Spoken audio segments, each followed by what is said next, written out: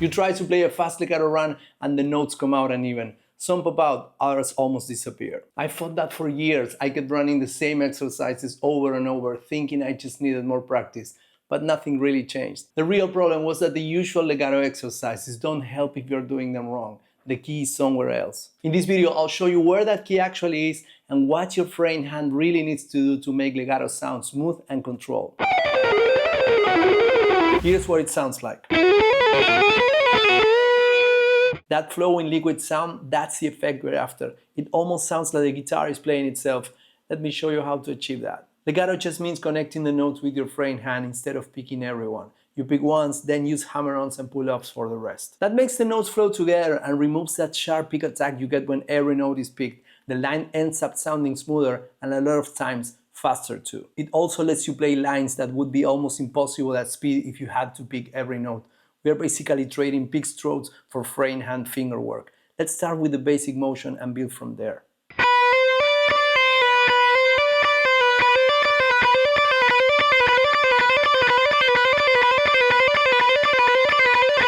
Keep the movement small, don't lift your fingers too far from the fretboard. For pull-ups, just release the note cleanly while staying close to the string. That's what keeps it smooth and controlled. We'll start with a short line that trains that economy of motion, the part that actually makes legato fast and smooth. Let's start with a short single string phrase. Pick the first, hammer the next two.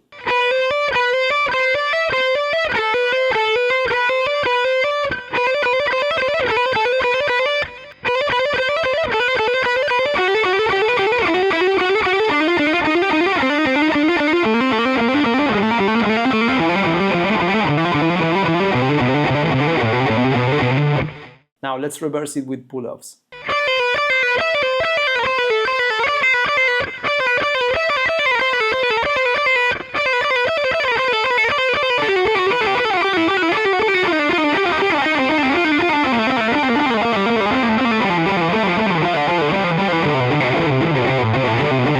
At this stage, the challenge isn't the motion, it's keeping the sound even while the hand stays relaxed. When you push the speed, it's easy to tense up, and that tension makes the notes uneven. Each hammer-on and pull-up should sound clear and even, just like the pick note. If one note jumps out or drops in volume, slow it down and fix it before speeding up again. Use a simple beat or click to check your timing.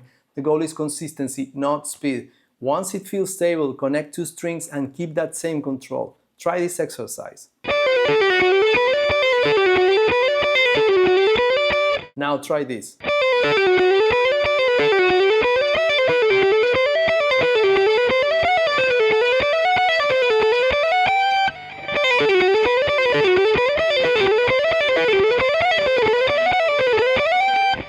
And now descending.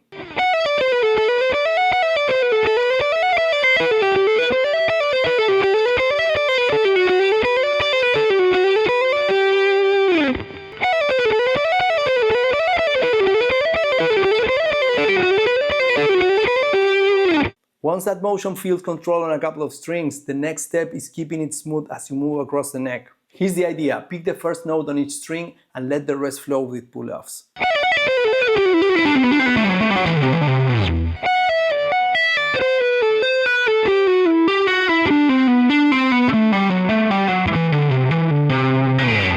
Now with hammer-ons.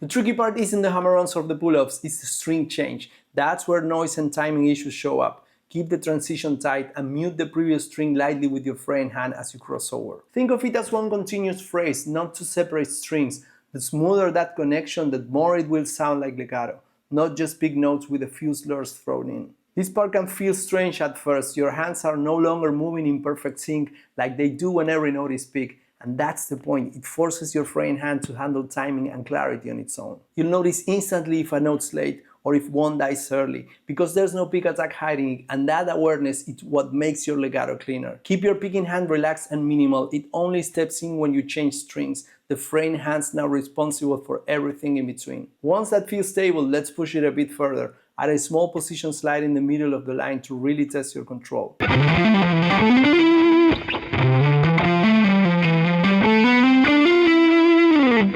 Notice how on the 5th string I do hammer-ons and pull-offs and a slide. Now try taking that same idea and skipping a string.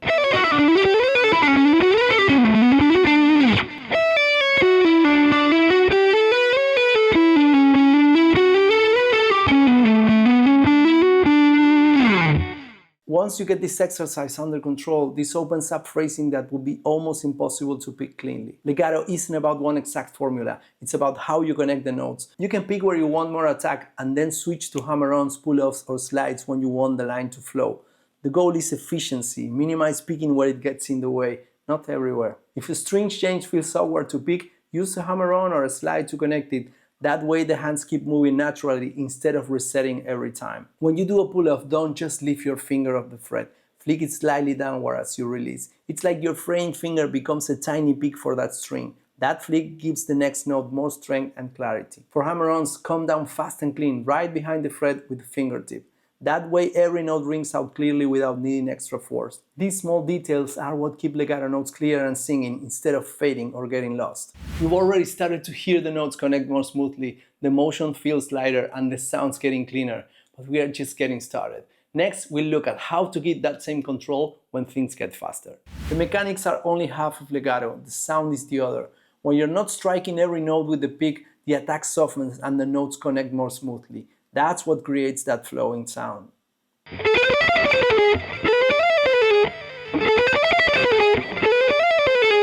Here's the difference, the pick version has a clear snap to every note. Each one jumps out. With legato, there's less pick attack and the notes flow into each other more smoothly.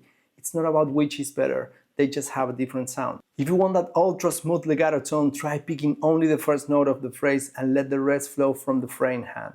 It can make guitar sound almost continuous, great for melodic lines or those fast cascading runs.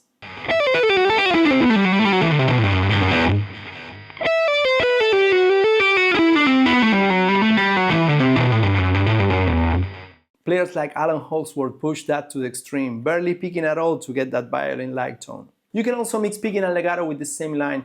For example, you might hammer on most of a run and then pick a few notes to add weight or hit certain accents. That way you keep that smooth flow of legato but still get the bite and clarity of pick notes when you need it.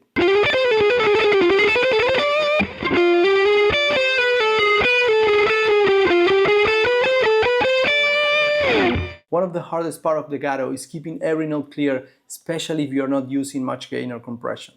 If the hammer note sounds too quiet, don't just hit harder. That usually makes things worse. Focus on timing, accuracy, and keeping your fingers close to the strings. That's where the power comes from. Try practicing clean or even unplugged. It's unforgiving, but you'll instantly hear which notes aren't coming out clearly. Then when you add a bit of gain back, you'll notice you need a lot less of it and everything sounds tighter. Notes control is the other piece because you're not picking every note. The usual muting from the pick strokes isn't there. Use the side of your picking hand to rest on the lower strings as you play the higher ones, and let any spare fraying fingers lightly touch the nearby strings.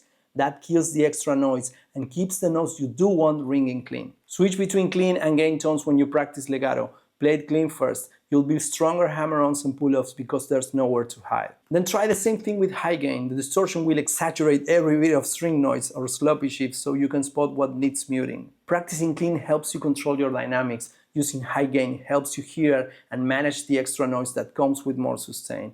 Work on both and your legato will sound solid in any tone. Your legato should already feel cleaner and more under control. Every note coming through clearly now that you got the motion and the sound working together. Let's use it to play things that would have felt impossible with picking alone. Let's put this into action with a quick flashy run. Here's a fast legato lick that might scare you if you thought you had to alternate pick it, but with legato, it's reachable.